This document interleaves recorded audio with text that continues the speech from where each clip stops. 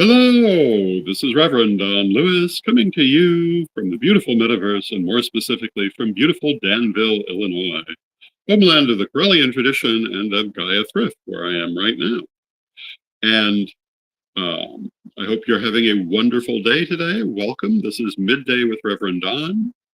As you know, if you follow Midday with Reverend Don, you can type your questions or comments into whatever platform you're watching on. They will show up here in my chat room. And my subject for today is pretty much whatever crosses my mind. And it remains to be seen exactly what that's going to be, but it's a beautiful day. We're moving toward the end of the month, slowly coming into winter here in the Midwest. And, well, coming up on Samhain and everything connected with that. And I hope that you are having a lovely Halloween month, for want of a better way to put it. I hope that you are enjoying the fall weather if you're in a position to enjoy it. Of course, we are mindful of the fact that there are many people who are not in a position to enjoy it because of the recent natural disasters.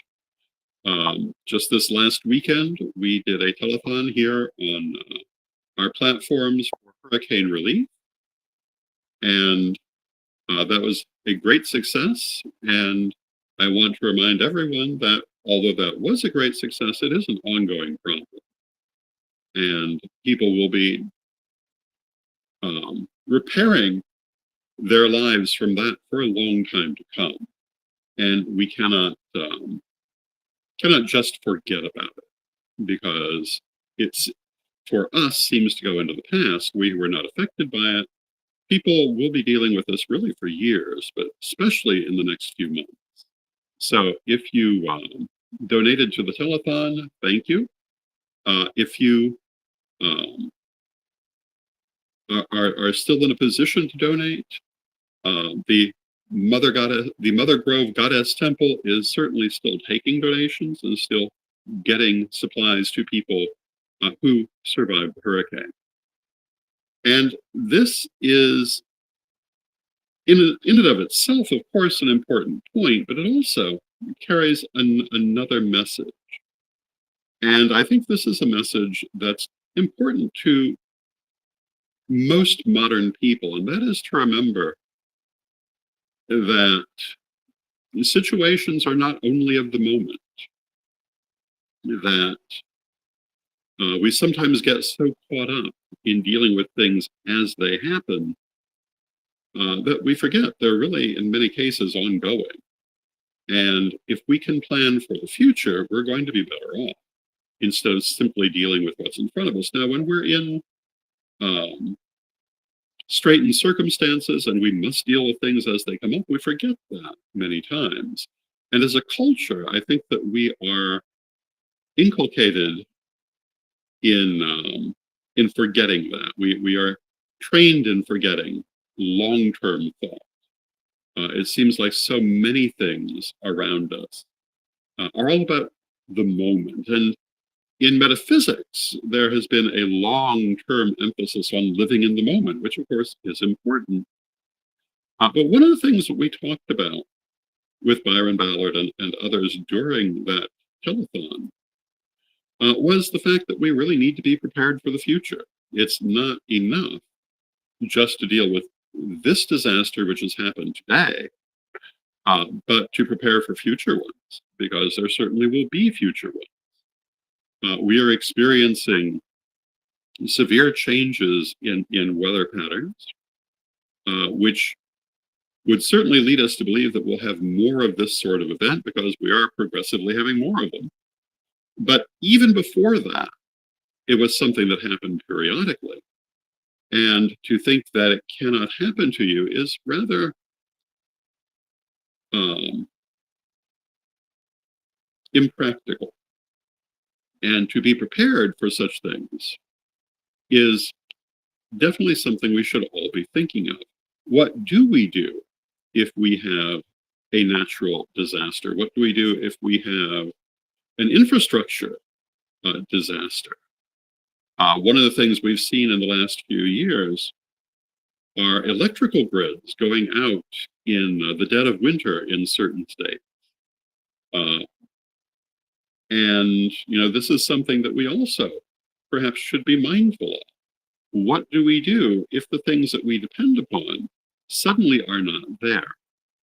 Recently, we had a, um, a grocery shortage based on the dock workers' strike, which incidentally included a shortage in a lot of things that have nothing to do with dock workers because people went out and fear bought things whose distribution was not really in question. Uh, but it does bring up the the idea to me that it's wise to be prepared and not wait. You have to go out and fear buy things because you think there's going to be an interruption in their availability, but to have what you think you're going to need in advance to bring a practical eye to the situation.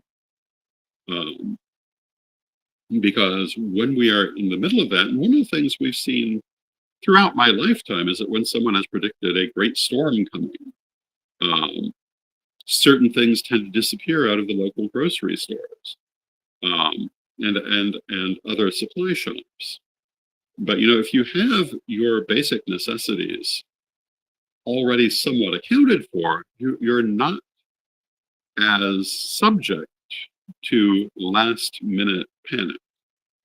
And I think that as a community, the more we prepare for that sort of thing, the more um, prepared we are in advance, the better off we're going to be. I'm not suggesting, however, that we be ridiculous about it.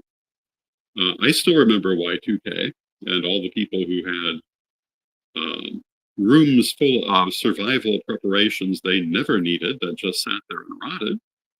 Um, However, I do think it's good to have a reasonable supply of things you need on hand, and things that will last for the period of time you might need them. I think that is a sensible precaution, and I think um, as we look at these growing situations, and as we look at the growing division in the United States, at least, we probably would be well advised to be prepared in advance for disruptions.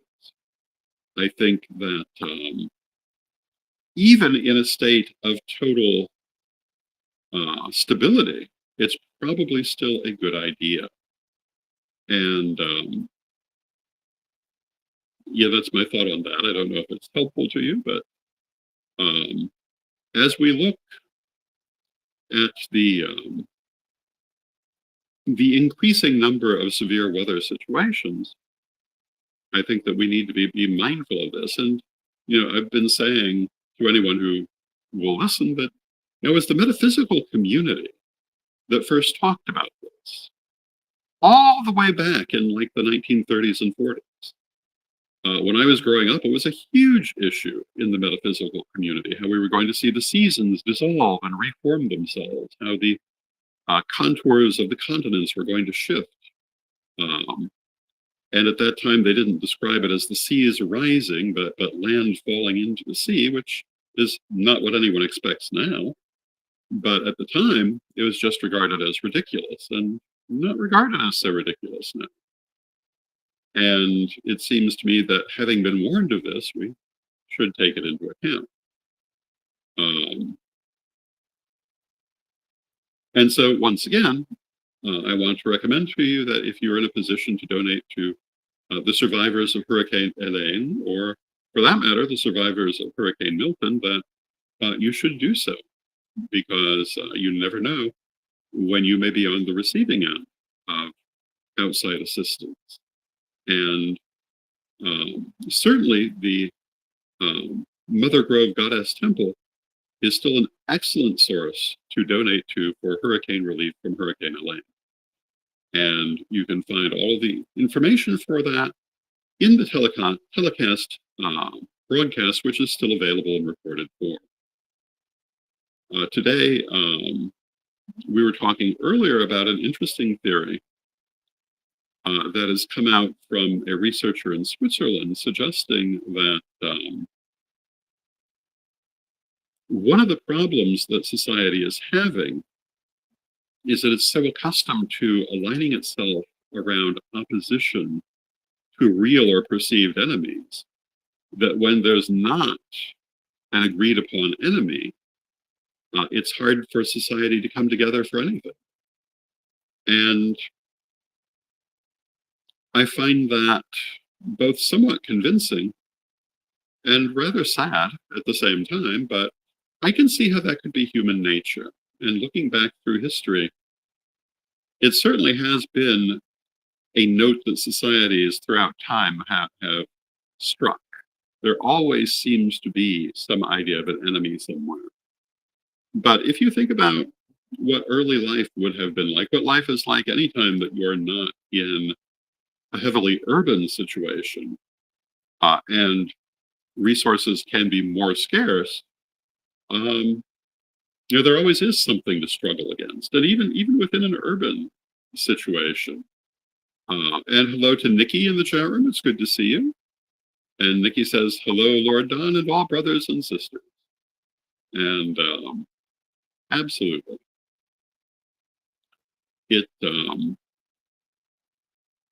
It's interesting to look at where we are as a culture and the question of how did we get here? And where do we go from here? And we're going to have to come up with an answer to that as we go forward. And we may not all come up with the same answer. For our metaphysical community, we have problems to deal with that are not necessarily true for other parts of society. And we will have to come up with our own solutions to those things. But I think it's vitally important that we remember that there are solutions. We just have to find them.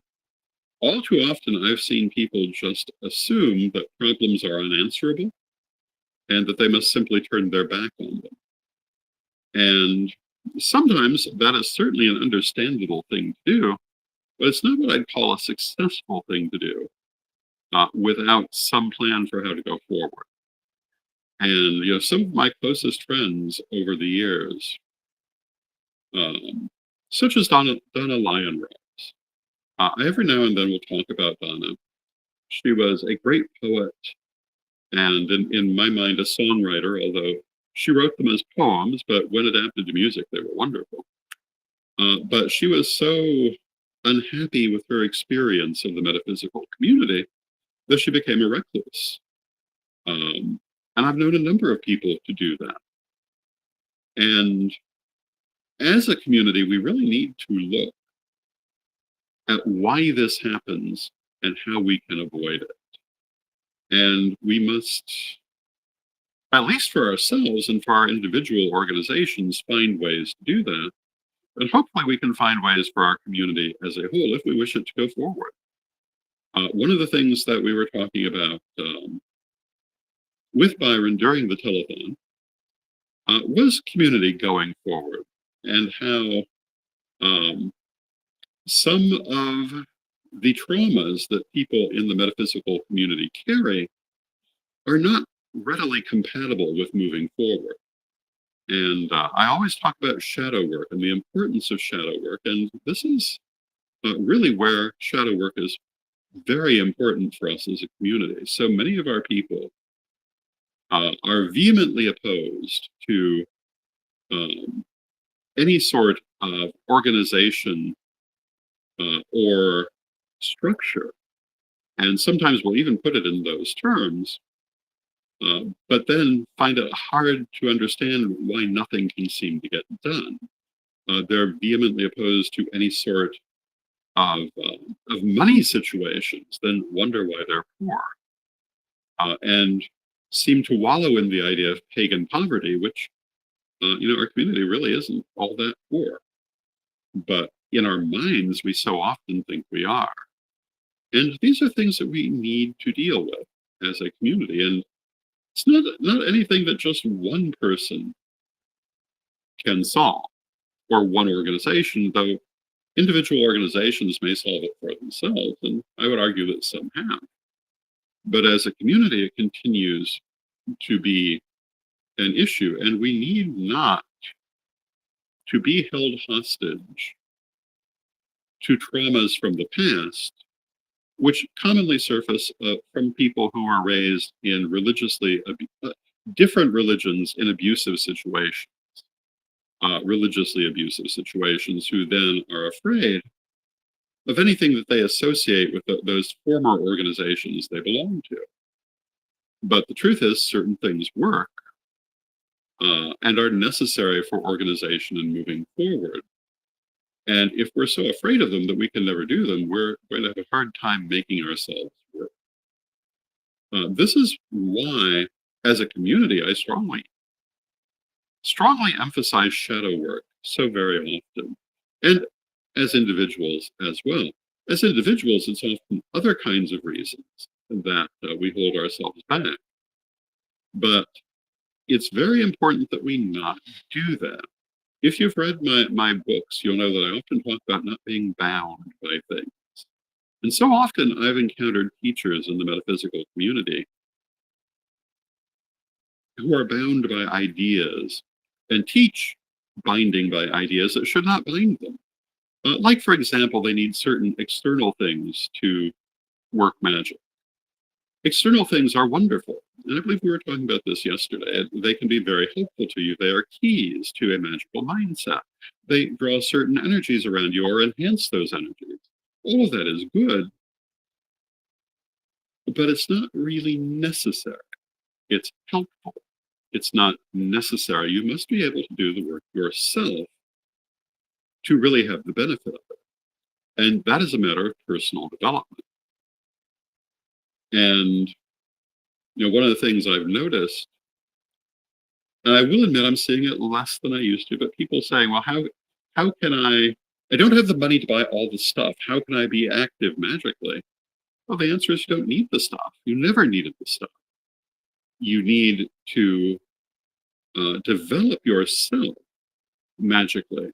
And, the stuff may be helpful, or you may never touch it. One of the things I've been seeing a lot lately in memes is various versions of the theme Magical Starter Kit, which has all of the tools and stones and oils and so forth, versus Advanced Kit, which is a cup of coffee and nothing else. But that really is pretty true. People who have done this sort of work for years may still have wonderful, elaborate altars. They may have complex spells that they do, but they're also not dependent on it. And the true secret of magic is knowing that you don't need anything outside, knowing that it's a matter of personal development. Now, going back to speaking of the community, it's the same thing. It's about personal, or in this case, community development. So many things that people allow to hold them back, to hold them down, don't need to do so. And shadow work is the thing, in my opinion, that can really help you to move beyond that. And of all the forms of shadow work that I recommend, soul retrieval is, in my experience, the strongest one. I recently did a class, or took part in a class on soul retrieval. It's one of several teachers. But I have found it the most transformative technique, but certainly not the only one. And in my books, I talk about many different forms of shadow work that you can do. That one of the simplest is a basic burning spell. And, when you do this, what you do is you write down whatever is holding you back, whatever is stopping you from what it is you're trying to do. And then you burn it and send it away in a magical manner. And you can also do the opposite, where you write down what you wish to achieve and then burn it and manifest it in a magical manner. Very useful spell, very, very simple. Not as simple as it used to be before fire alarms were everywhere, but still simple. I was talking to my son about doing this kind of spell for something that he is working on. And he pointed out that where he is at present, he'll have to go outside to do it, because the fire alarms will go off too easily. But it's still better to have them, and so you take your candle and your little burning dish outdoors. But this kind of spell is emblematic of what magic and spell work is really about. It is about making an internal change. In this case, it uses an external process, and one that isn't really logical. I mean, if you think about it, how do you make a change? By writing something down on a piece of paper and burning it? And the answer is, well, by itself, that isn't going to do it. It's involving your energy in it, your focus in it, and making the change inside. What you're doing is you're using sympathetic magic to externalize this internal process. But it's really happening inside, and that's true for all magic. Whether you're using magical stones, we were talking heavily about stones yesterday. And hello to Magical Cloud in the chat room. It's good to see you, Magical Cloud. But whether you're using stones for magical purposes, whether you're using herbalism, whether you're using talismans and amulets, or written spells, or candle magic, or what have you, it's all about making those internal changes, either internal in yourself or internal in the universe, through whatever means are most effective for you. And often it is by externalizing them with these outside actions and objects. But, as I always say, you must not be dependent on that. Because when you most need magical ability is when you're likely to have none of those things. I often talk about needing magic when your car is skidding off the road. Well, of course you're going to need magic then. If you're driving in the middle of winter and find yourself in an ice storm, you want to be able to work magic behind that wheel. Invisibility spells, which I believe is in second degree in my books, might be in third degree, but it's a fairly simple spell. But, if you find yourself in a dangerous situation, that's very valuable to know. And you need nothing external to do it. It's a matter of creating an energetic barrier between yourself and whatever it is that you don't want to see you. You certainly don't physically change, but you become completely inconspicuous, completely invisible to the observer. And again, this is in the degree books, you can find it there. And it's not what people think it is. It's not like Harry Potter's invisibility cloak, although you could use that as an effective visualization. It is one of those things that you use to make a change between yourself and the universe at an internal level. And that, in the end, is all that magic really is. And we do it every day that we're alive. It's something that is natural to us and to everything that exists. But learning to do it consciously is another matter. And if you're interested in any of my various books, you can find them at CorellianPublishing.com. You can also find a number of them now available under a Creative Commons license at weebly/CorellianChurch.com or to that effect. And I'm a great believer in making this information accessible. If I have been a controversial figure during my career, it's most often been because I believed in being far more accessible than most people did. And I still believe that. And I still intend to continue down that road. I've always said that making good metaphysical information available to more people, especially in terms of self-development, makes for better people, and more better people will make for a better world. And hiding this information, in my opinion, is just the wrong thing to do. And at that point, I think it's time for us to have a word from our sponsors, because we're nearing the end of our program. And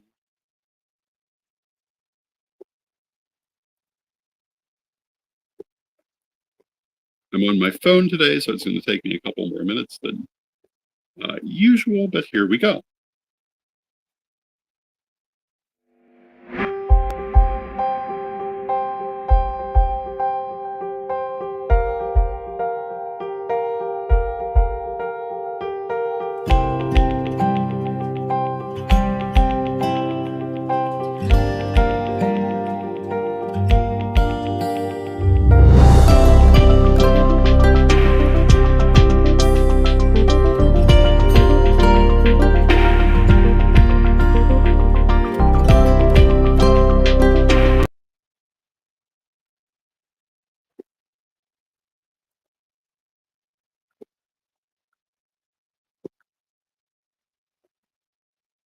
Ready to unlock the secrets of the universe? Join me, Reverend Don Lewis, for my metaphysical and magic auctions at Gaia Thrift at whatnot.com.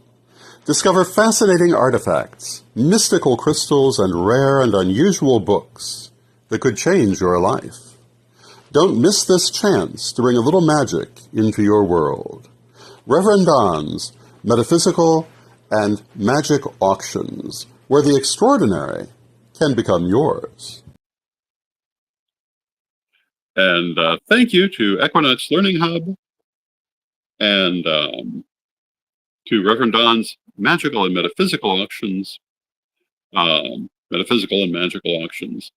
And our next auction will be tomorrow, and we're currently coming up on Samhain, but soon comes Yule. And if you're looking for interesting Yule presents for people that you know, try our auctions. We have some very interesting things.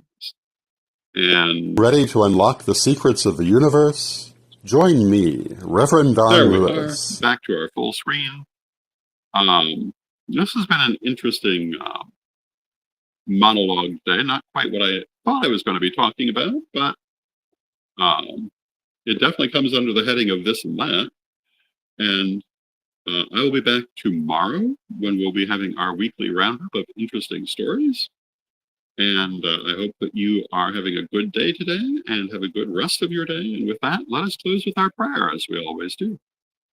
Divine Mother Goddess, Divine Father God, beloved ancestors, we thank you for all that you do for us in our lives, and we rejoice in this walk we walk together. We ask you to help us to develop ourselves to our highest potentials, and to develop our relationship with the universe to its highest potential. Beloved Mother Goddess, beloved Father God, beloved ancestors, we thank you with great love, knowing you're always with us. Still from respect, we thank you for your presence, and may you be blessed in this and all things. And I thank you for your presence, and may you be blessed. And I will see you tomorrow.